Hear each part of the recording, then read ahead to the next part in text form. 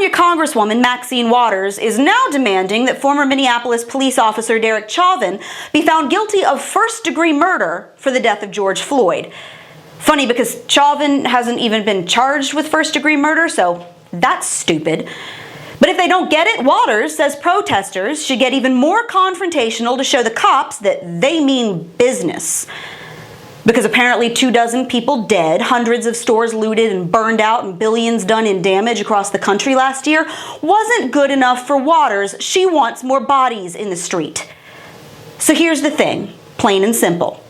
When you've already made up your mind that you're out for blood, that the chaos and the conflict is your goal, you're not much better than the man with the rifle who's already decided in his heart to shoot up a grocery store.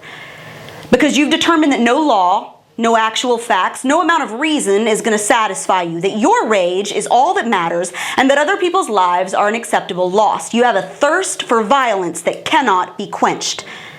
And that's not on a cop, or a jury, or the system. That's not on anyone but you.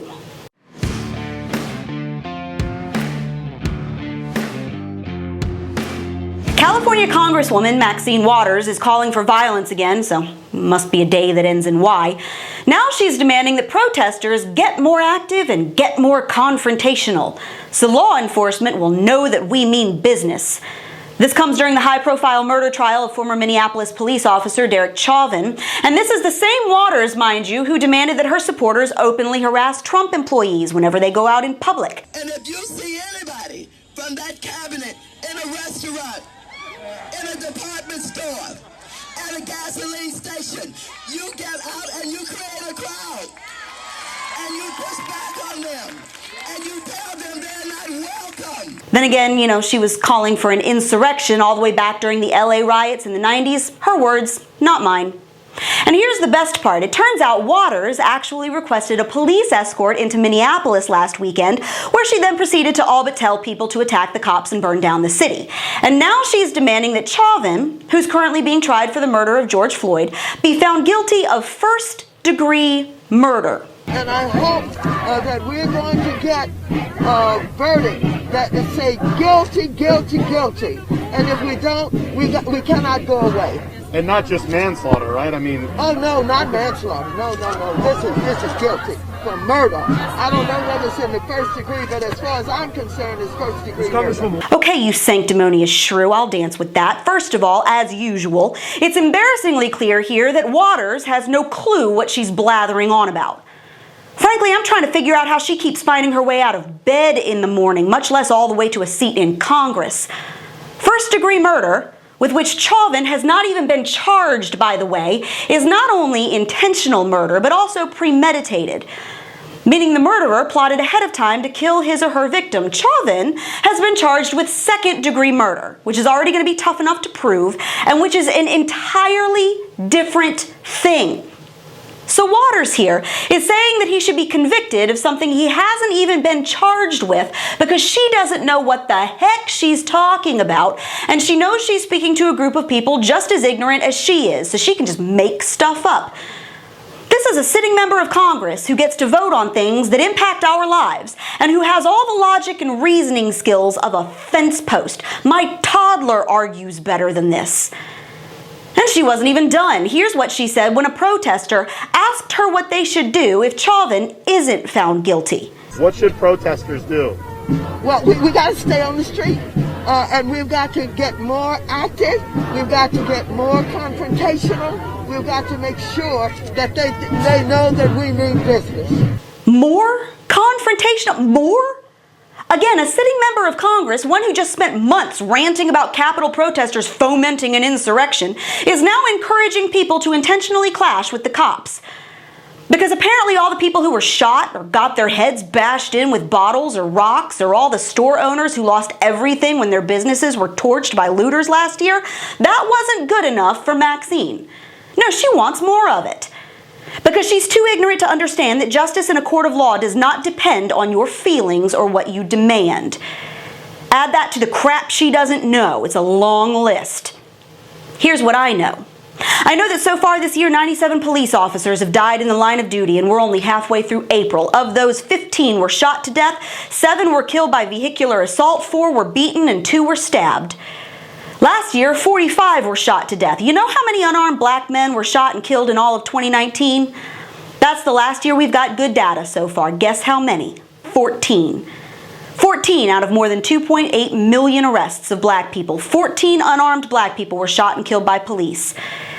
It is a simple fact borne out by years of data that police are statistically more likely to be shot and killed on the job than an unarmed black person is to be shot and killed by the police. You can be mad about that all you want, but numbers don't lie. I also know that all of the confrontation Maxine here seems to be so fond of didn't work out for a whole mess of people last year, and not just the cops. While the Black Lives Matter inmates were taking over the asylum and causing no shortage of damage, chaos, and general awfulness in pretty much every city they could get their hands on, at least 25 people died during the protests and chaos that followed George Floyd's death in May of last year. 25. That includes Jessica Doty Whitaker, a 24-year-old mother who was shot during a clash with Black Lives Matter in Indianapolis, David Dorn, a 77-year-old retired St. Louis police officer who was shot and killed trying to protect a pawn shop from looters.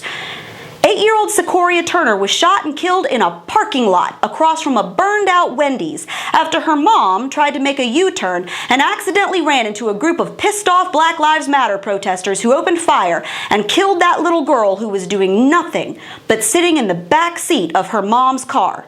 25 people dead. Dozens more hurt: cops, protesters, innocent people who just happened to be standing in the wrong spot, little kids, and 25 dead. That's almost twice the number of unarmed black people who were killed by police in 2019. So how is all that confrontation working out for you?